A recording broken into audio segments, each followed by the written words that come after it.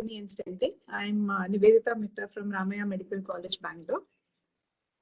So as an introduction, there is no other procedure in vascular surgery which has been subject to more scientific scrutiny and more studies than any carotid procedures, and more so carotid endarterectomy. So over a period of time, there have been many guidelines which have come as part of a lot of studies starting from the late 1980s. The most landmark studies in this respect are the ECST, the NACET, the ACAS and the ACST. So basically the first two, the European and the North American studies, were conducted in patients who were symptomatic, where best medical therapy was compared with carotid endarterectomy.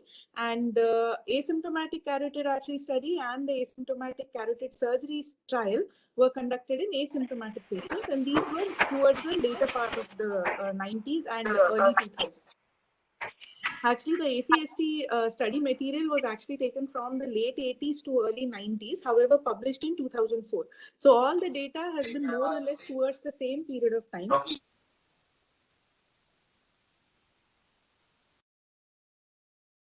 So the first carotid endarterectomy was carried out by DeBakey and Associates in 1953, and in 1950s itself, 1954, Eastcott and Associates carried it out and published the first case in the Lancet in November 1954.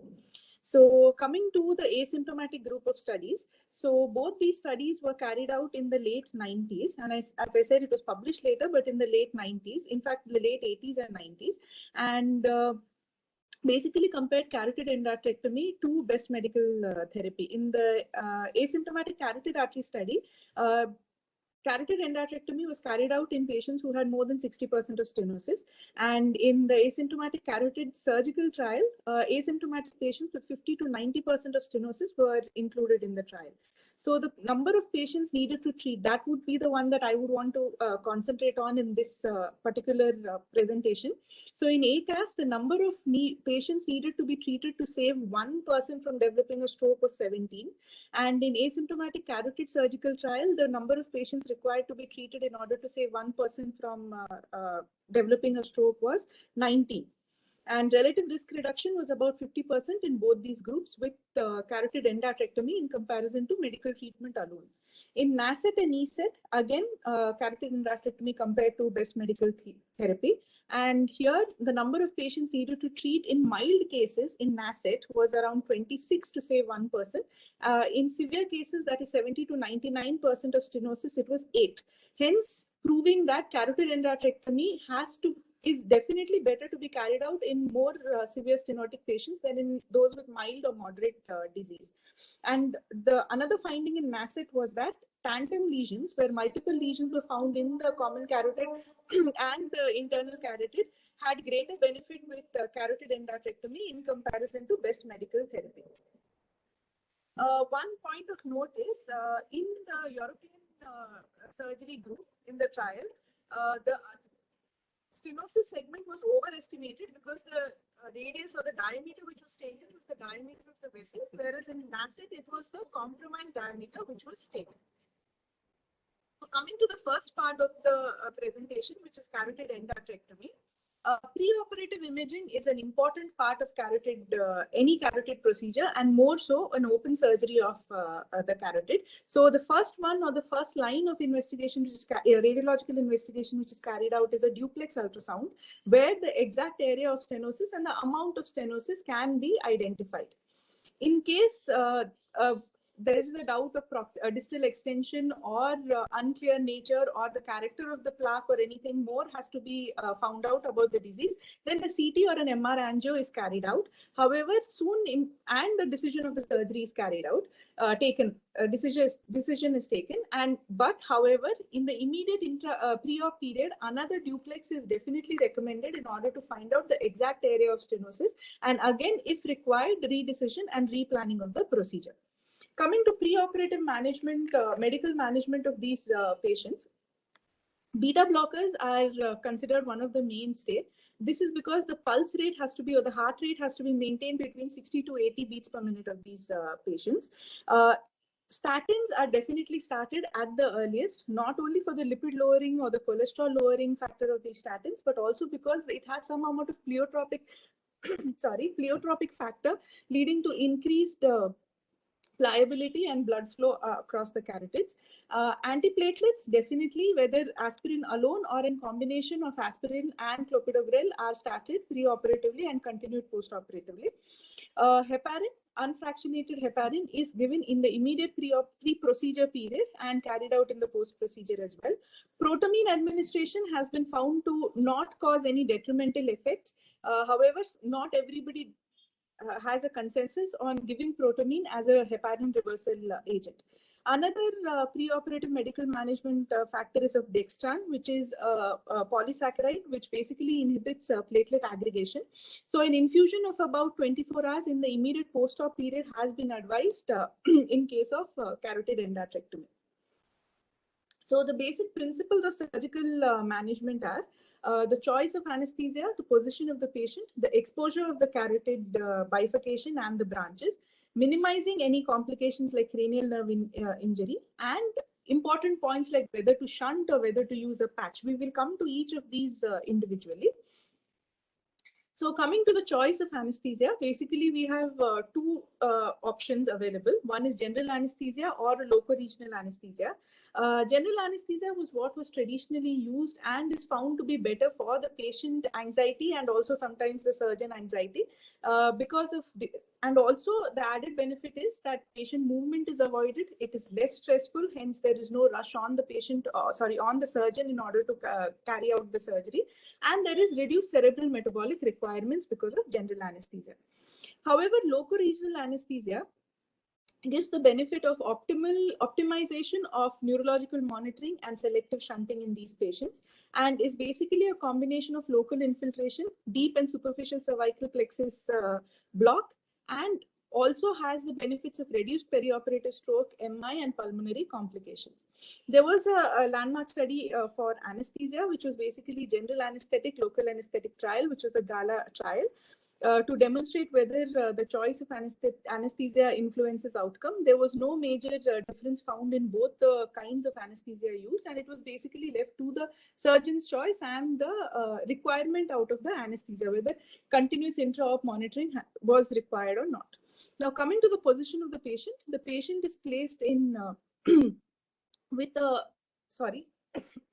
the patient is placed a little propped up at around 30 degrees of propped up position with a pillow or with a pillow between the scapulae and a head ring under the head. So there is slight hyperextension of the neck and the neck turned to one side so that the side being operated is exposed. Now, while all this is being carried out, it is important to figure out whether there is distal disease extension is a possibility or not, because this has to be anticipated in advance, because once the procedure has been started, it is very difficult to carry out a temporomandibular subluxation or a proximal extension in order to expose the internal carotid artery. Also, the operative risks with respect to cranial nerve injury and other nerve injuries increases with possibility of distal extension. And also nasolaryngal intubation has to be carried out in these patients pre-op, before starting of the procedure, because it increases the angle between the mandible and the mastoid process. Hence, before the anesthesia choice and the position choice, this decision has to be made. Now, coming to the skin incision, there are two standard skin incisions which are proposed or which are normally carried out. The first one is a longitudinal incision which is carried out along the anterior border of the sternocleidomastoid, extending right from almost the angle of the mandible up to the lower 1/3 of the sternocleidomastoid, exposing the anterior border, the medial border of the sternocleidomastoid in its entirety.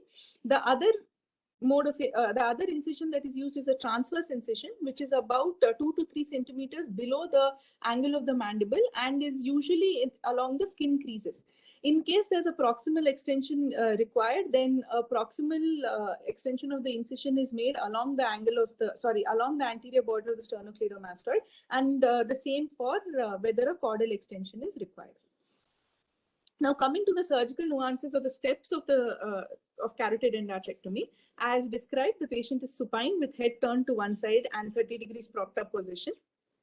The incision may be longitudinal or horizontal, depending on the surgeon's preference and on a case-to-case basis. Once the skin platysma is opened, we have the EJV, which is coagulated or cut and ligated and cut. Then the anterior border of the sternocleidomastoid has to be identified, and this dissection has to be carried out superiorly and inferiorly along the anterior border of the sternocleidomastoid. Here, superiorly, we will find the spinal accessory nerve, which lies on the posterior border of the sternocleidomastoid. Also, the the greater auricular nerve has to be identified at this point, because if there is any trauma which is created to, meted out to that, that can lead to loss of sensation over the earlobe. While doing this dissection, it is also essential to find the common facial nerve, which is and the internal jugular, common facial vein and the internal jugular vein. The next step would be to ligate and divide the common facial vein. The IJV and the jugular chain of lymph nodes which flow along the IJV are retracted laterally without cutting or dissecting anything more. So everything is dissected laterally, and here we have the carotid sheath exposed to us. At this point, heparin has to be given at around 70 to 100 units per kg body weight, and allowed to be in circulation for 3 minutes before any further procedure is carried out. Ansa cervicalis has to be dissected out, and it has to be followed cephalad in order to find the hypoglossal nerve, which runs parallel to the carotid sheath. This also has to be identified and retracted. Dissection plane has to be carried out along the adventitia, and the internal carotid artery has to be dissected far distal to the plaque. A Rommel tourniquet is placed on the common carotid and the internal carotid, and this helps with shunting throughout the procedure. The order of clamping and unclamping is very important when it comes to carotid handling. Basically, the whole idea is to minimize the amount of handling as much as possible, because any amount of handling pre-procedure, intra-procedure, or post-procedure can lead to microemboli or proper thromboemboli, which can lead to stroke in these patients in the perioperative period. Hence, firstly, the amount of handling has to be reduced. Secondly, once decision to go ahead with the surgery is taken, then the clamping and the declamping sequence has to be proper. So the simple way of remembering this is to say ICE and DICE. So ICE, ICE, so internal carotid artery followed by common carotid artery followed by external carotid artery for clamping. For declamping, it would be the reverse. So external carotid artery first, common carotid artery second, and then the internal carotid artery last. So once the clamping is done, which is basically the ICE sequence, 11 number blade is used to make the arteriotomy, which is a vertical arteriotomy, and it's extended on either sides with a Fort scissor. Then once the endarterectomy is carried out, that is the plaque from the common carotid is taken out and its extension into the external carotid artery up to in a feather-like manner in order to remove the entire plaque that is possible, and then extension into the internal carotid, and to remove the plaque as much as possible without while taking care not to raise any flaps or any free-flowing plaques in the lumen. So once all this is done and the plaque segment is removed from the intraluminal part, closure is carried out either with a patch or without a patch. But the norm, which is the recommendation is to use a patch. This patch may be a vein patch or a PTFE patch, a synthetic patch, depending on the surgeon's choice. And the closure is done with a 5-0 or a 6-0 Crolene. As like any other place, the suturing has to be, the sutures have to be 1 millimeter apart and 1 millimeter away from each other. So this is a pictorial description of the traditional endarterectomy. So the plaque is divided proximally and dissection plane is continued caudally up towards the internal carotid artery until either feathers or is completely transected. There have been multiple studies, but there is no evidence showing that tacking sutures alter the outcome in any way. Hence, care has to be taken that the traction that is given towards on the plaque has to be vertical or perpendicular to the vessel wall in order to avoid any unnecessary shearing or raising of a plaque wall. In NASCET study, however, tacking sutures were associated with an increased operative risk. Hence, it is again up to the surgeon's choice, and arteriotomy is closed primarily or with a patch as described. So these pictures show placement of patch in order to close the vertical arteriotomy after the endarterectomy is carried out. In case of eversion carotid endarterectomy, which was initially carried out by DeBakey, but later Etheridge had a modification. But the one that is right now used is Keeney and co-workers' modification of eversion endarterectomy. Basically, there is transection of the internal carotid artery at its origin. This artery is then shortened as appropriate and is more beneficial if there is a redundant or kinking of the internal carotid artery, because the excess amount of artery can be removed and it can be adjusted so that there is a straight lying artery without much kinking or tortuosity. So the advantages are that it takes care of the lengthening and the kinking of the ICA. No patch is actually required, and clamp time is generally shorter because it would just mean a simple end-to-end anastomosis. Disadvantages, however, are that it is not possible to insert a shunt until after the endarterectomy is carried out. Distal intimal flap may go unnoticed because the endarterectomy which is carried out in the common carotid and the external carotid is more or less a blind procedure. And also there have been studies which show that there is no evidence that eversion endarterectomy is preferable or more advantageous over a conventional endarterectomy if the arteriotomy is patched. So the most important part when it comes to carrying out the carotid endarterectomy is to avoid cranial nerve injury. So here there are a few steps which have been suggested. One is to know the anatomy properly in order to avoid any inadvertent injury, and also to follow the steps. Once it is the medial border or the anterior border of sternocleidomastoid is followed, then the delineation of the nerves becomes easier. Care has to be taken not to divide any neural tissue traversing the bifurcation. Avoid inclusion of the vagus nerve in the carotid clamps. Avoid diathermy in the vicinity of the cranial nerves. And careful division of the tissue between the hypoglossal and glossopharyngeal nerves has to be undertaken. Now, coming to important steps or important decisions to be made while carrying out carotid endarterectomy, the first one is whether to shunt. Shunting basically means insertion of a plastic shunt between the common carotid and the internal carotid arteries to maintain cerebral blood flow all through the procedure. Routine or selective shunting is preferred over never shunting a patient. However, shunting itself, even though the intention of shunting is to prevent ischemic stroke, but itself can lead to embolic stroke because of handling of the vessel, because of placement of the shunt abnormalities at that point, which can give rise to either actual thrombi or microemboli, which may go unnoticed and lead to cerebral infarction. However, the benefits of actually shunting far outweigh the benefits of not shunting. Hence, it is recommended to either carry out a routine shunting or a selective shunting by itself. So, two commonly used shunts. One is a Plui Inahara, and the other one is the Javid shunt placement. The former each comes with its own shortcomings. The former has the shortcoming that it is less likely to maintain the MCA territory flow during the actual process being carried out. And the Javid shunt has the shortcoming that it has a higher incidence of cerebral embolism, especially at declamping. So there are certain steps which are certain ways of monitoring cerebral protection during the carrying out of this procedure. I will just describe each of them in short. The first one is to measure the stump pressures. So as initially when we clamp the internal carotid artery and we check for the increase in the stump pressure and the reduction in the amount of cerebral blood flow, any stump pressure which is less than 50 millimeters of mercury is an indicative of 50% neurological event rate in those who have not been shunted. And the same neurological event rate comes down to 10% in those patients who have been shunted. Further proof that shunting is definitely beneficial in patients undergoing carotid endarterectomy. So stump pressures are taken as an important indicator of development of neurological events in the perioperative period.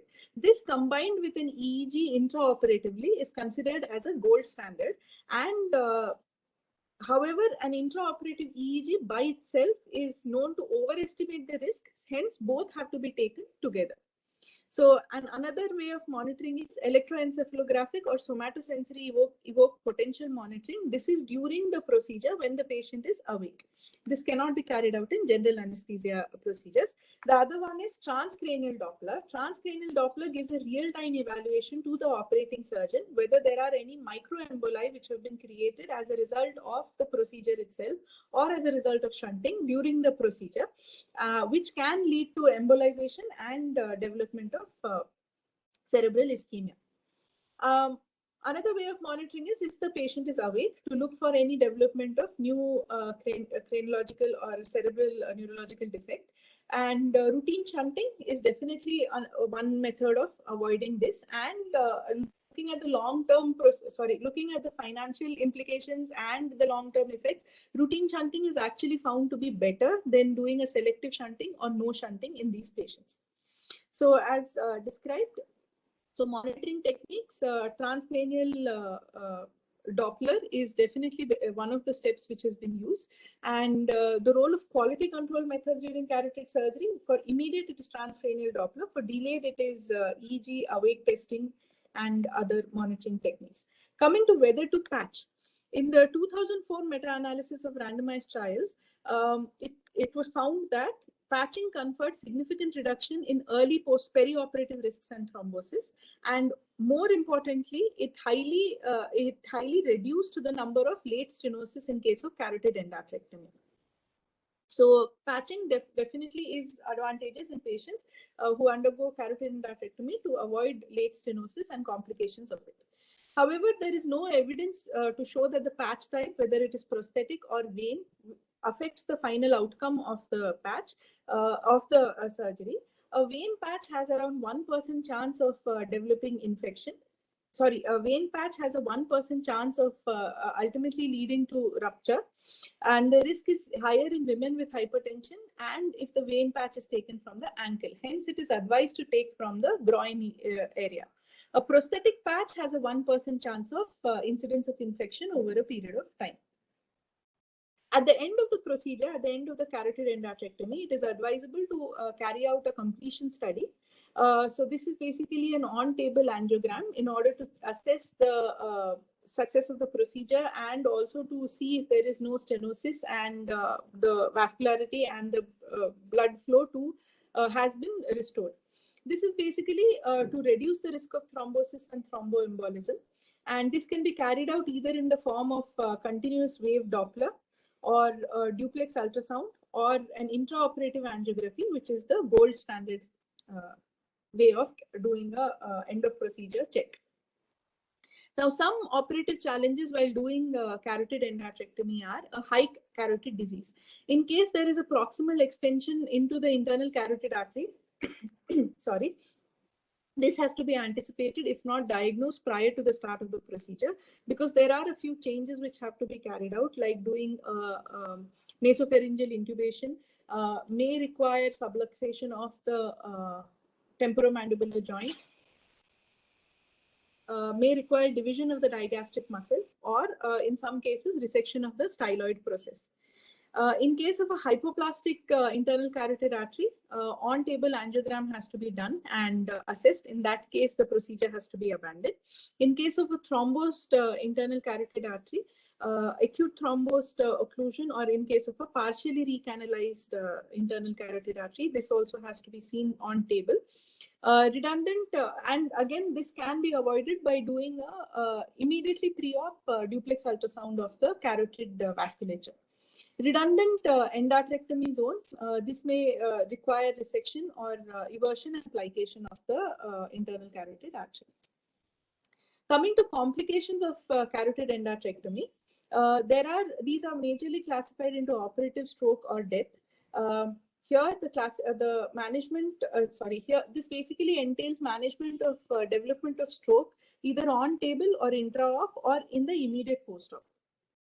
So then the other complications are medical complications and cranial nerve injury and patch complications. So coming to the first one, in case of detection of an intraoperative neurological defect or an intraoperative stroke or soon in the recovery, it is advised to open the sutures and examine the endarterectomy area.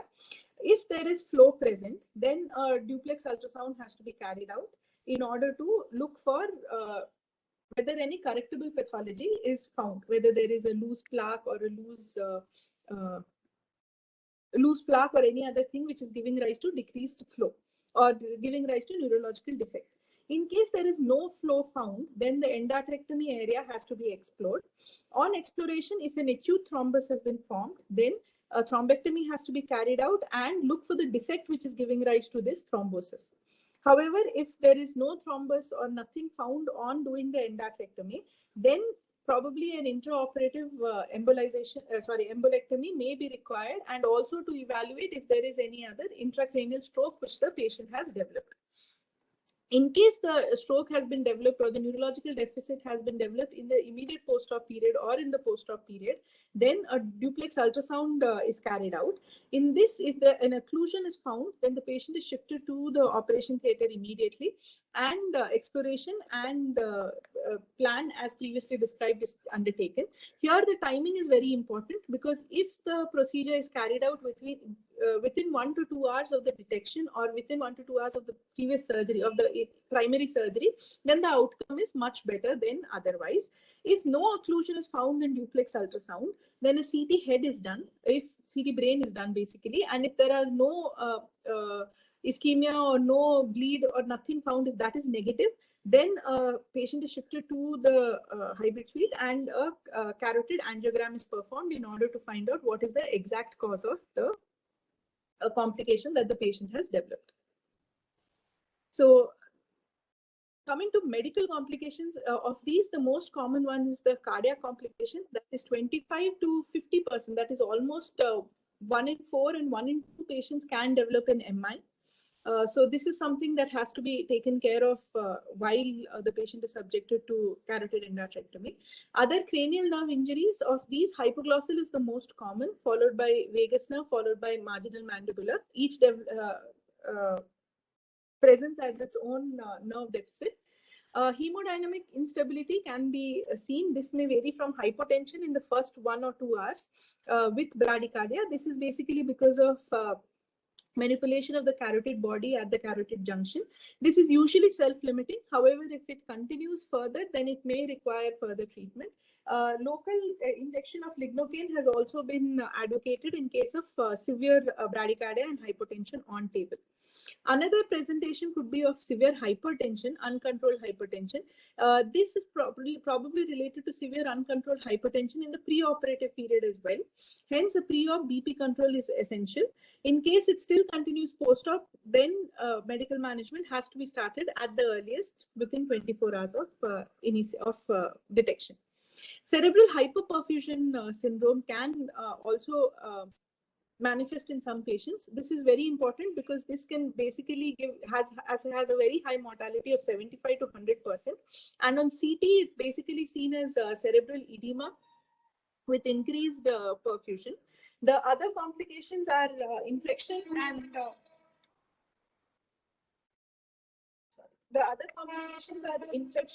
bleeding.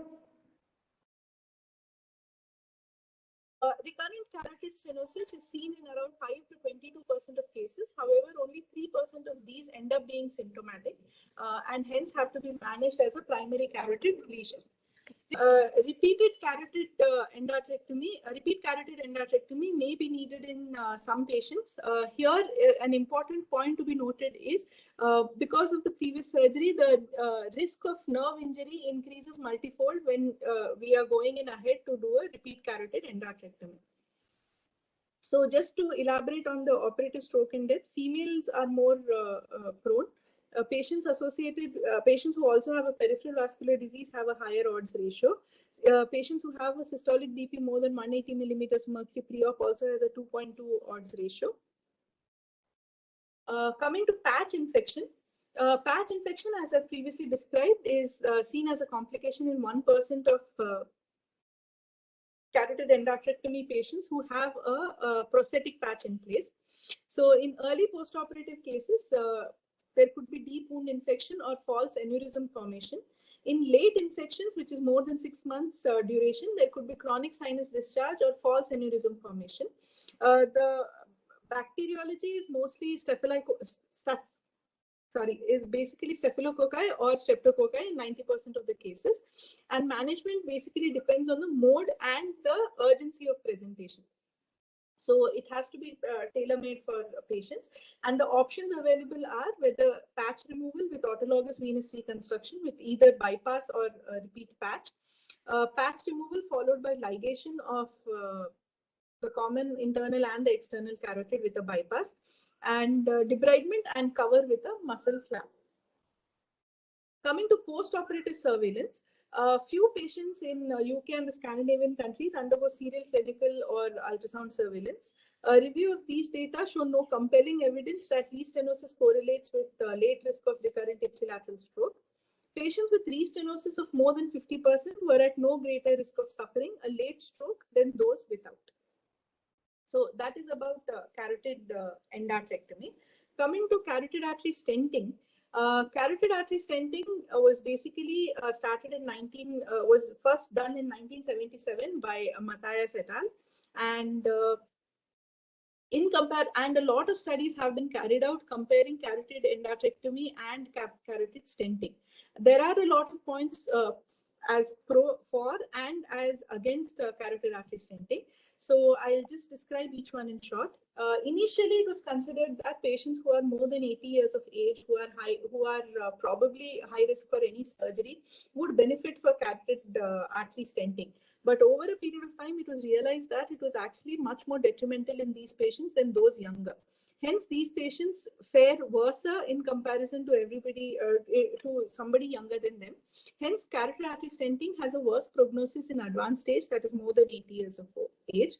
In severe renal dysfunction because of any other endovascular procedure, because of exposure to contrast and contrast-induced nephropathy.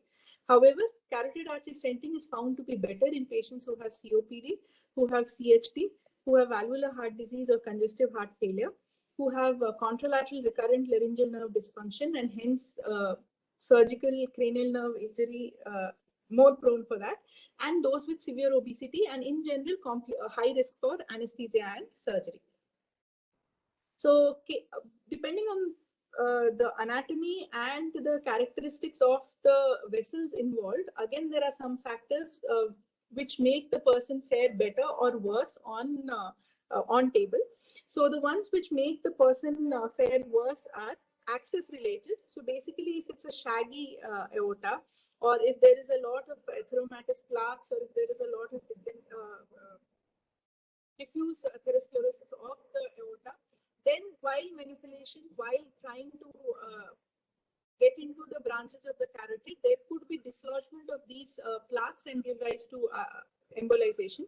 Hence, that is one problem related to carotid artery stenting. If it is a severely angulated type 3 aortic arch, that is where the origin of the origin of the vessels is below the lines marking the arch of the aorta. In this case, the angle at which the wire has to go is very acute. So again, the duration taken and the kind of manipulation gives rise to could give rise to thromboemboli. So hence, that is again another worse outcome. Aortoiliac occlusive disease, again because it's a femoral approach which is taken. Target vessel related, that is, if there is heavy calcification, again because of manipulation, it could give rise to thromboemboli. Severe tortuosity, fresh thrombus, which is prone to rupture and embolization, and an unstable plaque.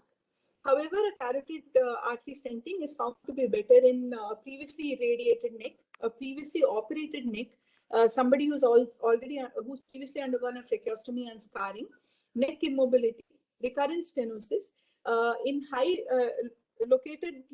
located high lesions, and in contralateral carotid occlusion. However, contralateral carotid occlusion, over a few studies has been found that there is actually no correlation with respect to carotid artery stenting or CEA. So the operating room is in general as shown here. The procedure is mostly carried out under local anesthesia with continuous cardiac monitoring and intra-arterial pressure measurement because patient can develop severe bradycardia, and this has to be detected at the earliest. Patient's conscious level and motor function should be surveyed regularly. And transcranial Doppler imaging of the middle cerebral artery is useful, however, not essential while carrying out the procedure. Coming to surgical nuances for carotid artery stenting, 7 French sheath is introduced most commonly in the femoral area. Patient is heparinized to maintain an activated clotting time of 250 to 300. 6 French guide catheter is passed to stay just below the carotid bulb. Cervical biplane and cranial views are taken before starting any intervention. And soft microwire is navigated past the plaque in order to avoid the maximum damage and interaction or any procedure which could give rise to embolization, thromboembolization. And distal access is gained by crossing over the lesion. Rapid exchange systems or monorail are advisable because that would hasten the procedure and also reduce the amount of equipment inside and reduce the amount of handling. So the advancement and deploying of the embolic protection devices is step 1 of carrying out carotid artery stenting.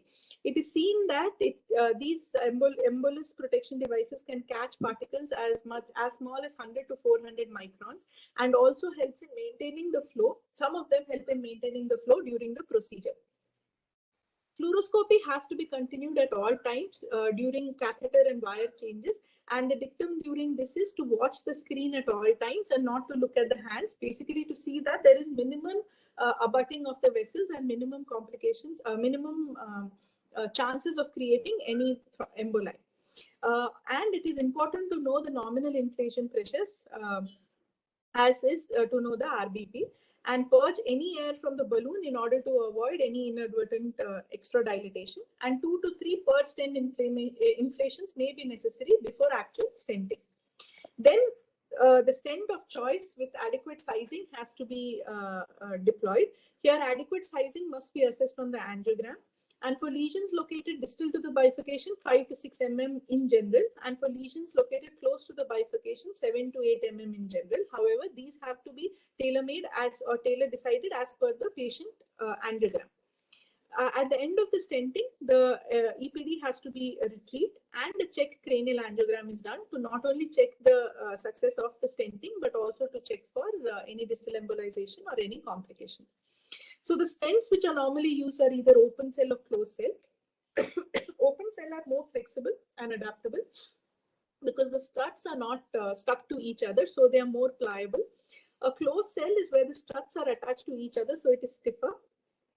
But the advantage of this is it keeps the thrombogenic material away from the lumen of the newly plastied vessel.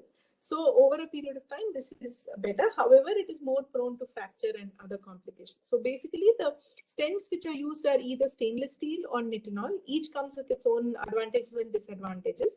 But the advantages of the stent on the whole is it causes placement and crushing of the plaque in a one-shot procedure, therefore avoids multiple manipulation and material manipulation.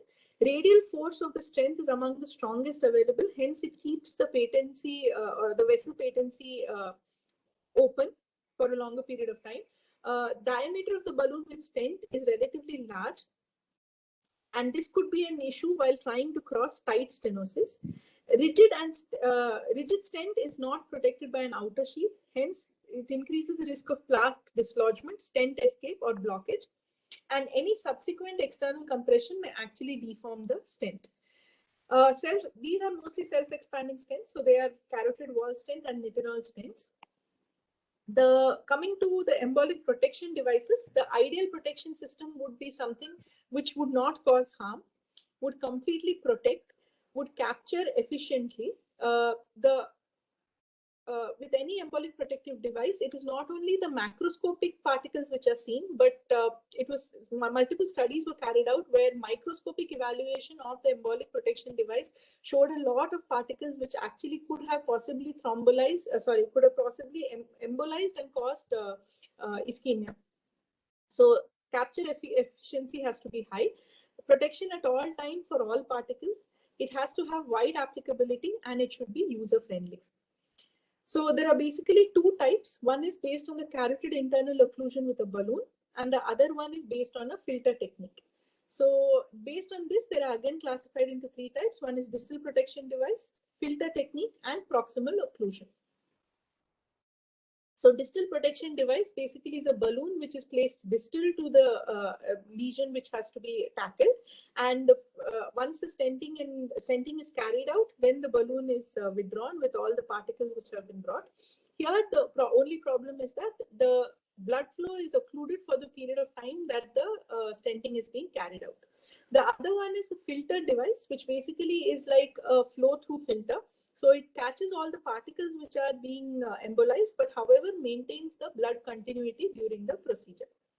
So distal occlusion balloon, the advantages are that it mimics a standard guide wire more than any filters, and it has the ability to cross the lesion, and particles of all sizes can be blocked. However, the weaknesses are that it is unprotected, does not preserve the flow, may in fact cause spasm or dissection, and is a cumbersome procedure.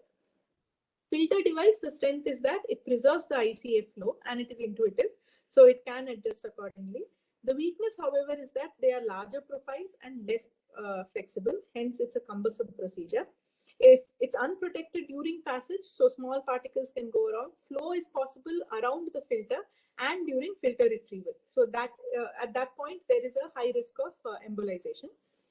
Measurement of the flow distal to filter has shown a relative slowdown. However, flow is maintained. It is relatively unstable. Uncertainty exists about the full apposition of the outer edge on the arterial wall.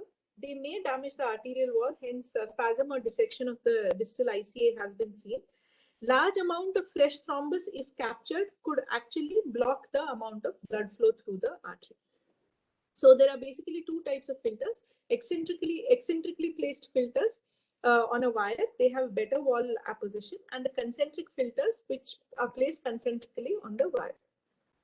So these are the ones which are available. Cerebral protection device placement, again as described, the first step is to go beyond the lesion and to place the EPD. A recent modification or a recent advancement in application, in addition to carotid endarterectomy or carotid artery stenting, is the ENROUTE system for transcarotid arterial revascularization. It basically depends on two principles. One is there is direct access into the carotid, so there is no distal access to it, and there is reversal of flow. So basically, this is the TICA technique which is used. So there is a small cut down done just supraclavicular, which is around 1 to 2 centimeters, and here the clavicle is clavicle control is taken, and then an 8 French sheath is introduced into the common carotid, and this acts not only as a delivery system but also as a suction system. So basically, what it does is it has a strong suction mechanism which reverses the flow. The blood flow in the carotid system. So hence all the blood is suctioned out and through the wire as shown is fed back into the femoral vein. So all the blood that is suctioned out because of the reversal of flow is recirculated into the body, and there has not been shown, it's not been shown to have any detrimental effect in the hemostasis or in the functioning of the body. So there is no complication of this. And also there is a filter soon after the reversal of the blood, so any particles are held in that. So once this is established, through the 8 French sheath into the carotid, stent is placed in the occluded area, in the stenotic area, and the stent is expanded. So hence there is a maintenance of flow and a reduced amount of thromboemboli or complications of this procedure. Approaches to the carotid artery, in addition to the most commonly used femoral approaches, direct percutaneous carotid puncture, brachial approach, or radial approach. In femoral approach, there are two kinds of techniques which is used. One is catheter guided technique and the long introducer sheath technique. Long introducer sheath technique is more or less not carried out. What is carried out is catheter guided technique. Here there is either common carotid catheterization or external carotid catheterization, and this reduces the amount of handling of the vessels and also the amount of possible damage created to the vessels. So catheterization of the innominate and common carotid artery is carried out by putting a vertebral catheter. Here either a vertebral or headhunter can be used. Basically, a catheter which doesn't have too much of a kink at its tip is advisable. And once catheterization is carried out, then the procedure is carried out as described.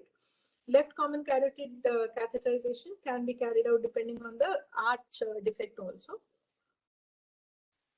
Patient selection or the selection for endovascular carotid treatment depends on multiple factors. One is patient selection, the fitness of the patient, general risks, local risks, neurological risks, and risks of technical failure depending on the anatomical variation and the disease process by itself. So coming to patient selection, these are multiple factors which are taken into consideration, which are for or against surgery and angioplasty. Of these, the most important ones are coronary disease and renal failure in the patient. Selection of endovascular carotid treatment, the goal of therapy is to prevent stroke, has to be cost effective. So basically, there have been a number of studies which have been carried out in order to compare angioplasty, stenting, and surgery for carotid endarterectomy. So of these, the most multiple studies have been done. However, there has been no definite outcome or no definite decision on these studies. Most have proven that carotid artery stenting is non-inferior to surgery, or probably comparable to surgery. The most standard of these are actually the SAPPHIRE study. So that shows that surgery is angioplasty is definitely not inferior to surgery and may be beneficial in terms of complications and in terms of stenosis in the future. Another study is the EVA-3S study, where it was actually contradictory to the SAPPHIRE study. That is, it had to be stopped midway due to superior results of carotid endarterectomy in comparison to carotid artery stenting. Another study which was carried out is the International Carotid Stenting Study, where it was again proven that carotid endarterectomy is better than carotid artery stenting. So these are basically the studies which have been carried out. So SAPPHIRE, carotid artery stenting not inferior to CEA. EVA-S3 was peri-procedure, hence had to be abandoned. SPACE study, that is higher risk of peri-procedural adverse events with carotid artery stenting. ICSS, which is the International Carotid Stent Study, which I just mentioned. Long-term risk of disabling stroke is similar for both carotid artery and stenting and carotid endarterectomy. However, the immediate results and the intra-op results are better for carotid endarterectomy. The most iconic study is the CREST study, which was carried out in 2010, and again CREST-2 in 2016 has been initiated. The biggest drawback, however, of the study is that initially it started off recruiting symptomatic patients. However, initially asymptomatic patients, but however, midway started including symptomatic patients as well. So this showed that there is no significant long-term difference in carotid artery stenting versus carotid endarterectomy in terms of composite endpoint or risk of stroke. However, CEA is superior in terms of stroke and death in the immediate period, more so in case of MI. Another study which was carried out was the SPACE study, where it was proved, where there was failure to prove carotid artery stenting was non-inferior. Another important study is the ACT-1, where again it shows that carotid artery stenting is non-inferior to CEA. So these are the main studies which have been carried out. Complications are associated, but these complications are access-related complications, internal carotid artery stenting-related complications, and the angioplasty complications itself. There are multiple ways of overcoming these. These are technical remedies in order to overcome the complications. Now, coming to the final slide of my presentation, over a period of time, as I have described, there have been multiple studies showing superiority of one over the other, or the non-inferiority of one over the other. However, over the period of time, that is starting from 2004 to 2010, as we see, the true equipoise basically has reduced. What this basically means is that there is strong advocacy of actually carrying out carotid endarterectomy as the main surgical procedure rather than carotid artery stenting, as found by multiple studies which have been carried over a period of time. Hence, even though it has to be tailor-made as per the patient selection and complications on the disease pathology, carotid artery stenting remains the perfect surgical or the perfect intervention for any patient with a carotid artery disease. So to conclude, Ischemic episodes from carotid artery diseases are nearly always embolic, not hemodynamic. Because carotid artery stenting traverses the embolic source before obtaining distal protection and disrupts the plaque, while CA does not, CA will always outperform carotid artery stenting as a surgical procedure and also as a long-term research finding. And based on RCT trial data, CA is superior to CAS and remains the treatment of choice for patients with carotid artery stenosis. Carotid artery stenting should be reserved for those patients who are not good candidates for carotid endarterectomy. And the technique of carotid endarterectomy may be modified to reduce the risk of cardiac injury, improve its benefits for stroke prevention, and make it minimally invasive procedure. Thank you.